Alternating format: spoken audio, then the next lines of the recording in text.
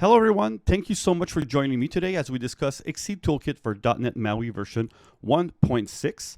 So in this update, we added a few more controls that I'm going to showcase today. And also take note that the Xceed Toolkit for .NET MAUI from now on will be built for .NET 8 exclusively. The reason being that Microsoft fixed a considerable amount of bugs in MAUI. It's much more stable now.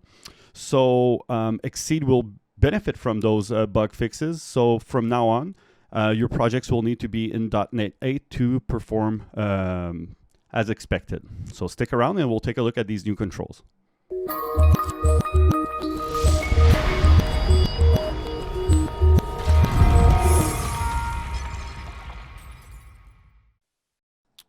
All right, welcome back. So what we're going to do now is that we're going to check out the new controls, but I thought it would be a good idea to showcase how to use this using Visual Studio Code. I've been using Visual Studio Code more and more. I've been using Visual Studio for many years, but recently I'm slowly doing a full transition towards Visual Studio Code. I like the fact that it's lightweight, that it's very modular. So I thought I would explain how to use these new controls in Visual Studio Code. So let me get myself out of the way for now so you can see better. All right. There. Should be better. So the first thing I did is, first of all, obviously make sure that you have the workload installed and everything installed for .NET MAUI. When you install the extension, you're going to have a small guide that you can follow to make sure that you don't forget anything. So from this point on, I've got a small demo app running that's working fine in VS Code. So the first thing I want to do is simply add the toolkit to the project. So to do that, we're going to open up a terminal window. Oh, actually, I already have the line right here. So what you're going to need to type in there is .NET add. The name of your project and the package will be Xceed product.maui.toolkit.full. You can just Google search MAUI Xceed and NuGet, and you'll find the name of the package and the lines that you can use. So let's run that. All right, everything seemed to have worked fine. So right now I should have the toolkit added to my resources, to my project reference rather. So like I mentioned, there's three new controls that I want to showcase. So let me open up the GitHub page of our products so you can see a little bit more information on them. So all right, so I'm on the Xceed MAUI Toolkit GitHub page right now. And you'll see that we have updated to version 1.6, obviously, and that there's three new controls. The radio button. This is basically boilerplate controls that we thought were missing, so we added it. Since we have checkbox and everything, we're basically redoing all the controls. There's file picker. This is something that's going to be quite useful, especially having one control for all platforms that manages file selection. That's really good. And of course, a mask text box, which obviously can be very useful when building forms and so on and so forth. So let's see how to get these to work in your MAUI project. So let me minimize this window right here. Let's open up the main page.xaml. But before we do that, we need to make sure that Visual Studio, our little project, is aware that we're going to be using the toolkit from Xceed. So how we do that? There's just two small steps we need to take in order to have the toolkit functioning in our project. The first thing we're going to do is we're going to go in MAUI program.cs. Inside the builder, we're going to add a reference to the Xceed MAUI toolkit. So that would look something like this in your case. So if you can just type in Xceed, and you're going to see the code completion should propose you the right line of code to put in. All right. The other thing we want to do, obviously, is to add the reference to the schema of the project itself. This line of code is available on our GitHub page. Our GitHub page has a whole bunch of information to help you get started. We have a getting started section here.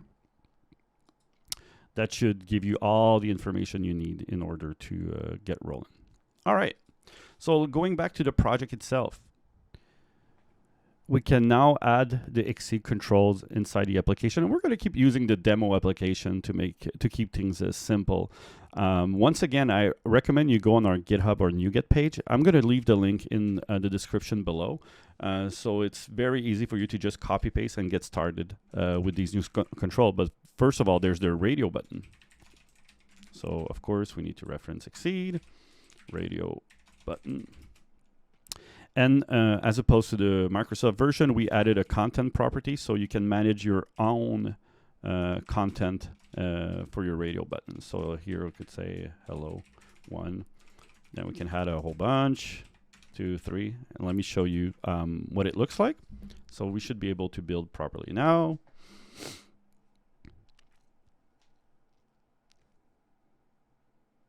All right, so let me show you the app.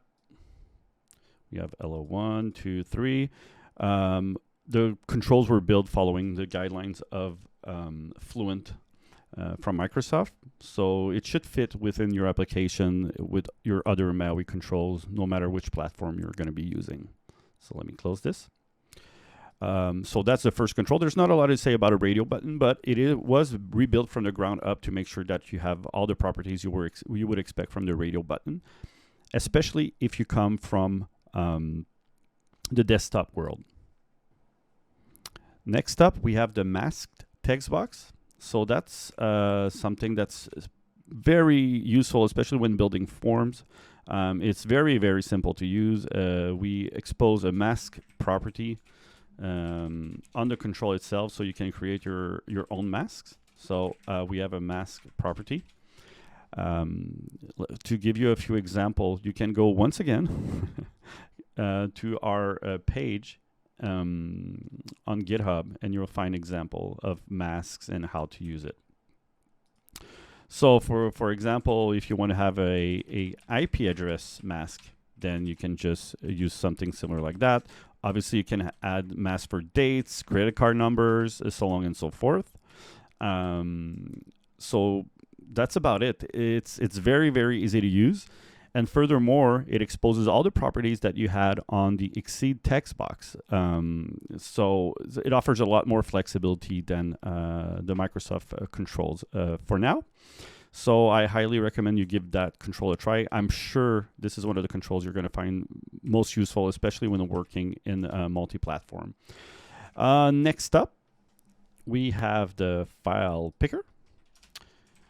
Quite simple to use, file picker.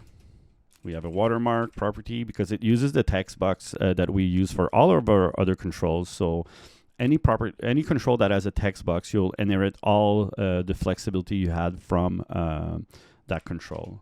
So let's say select your files. And then let's build. Hopefully I didn't make any mistake in my code.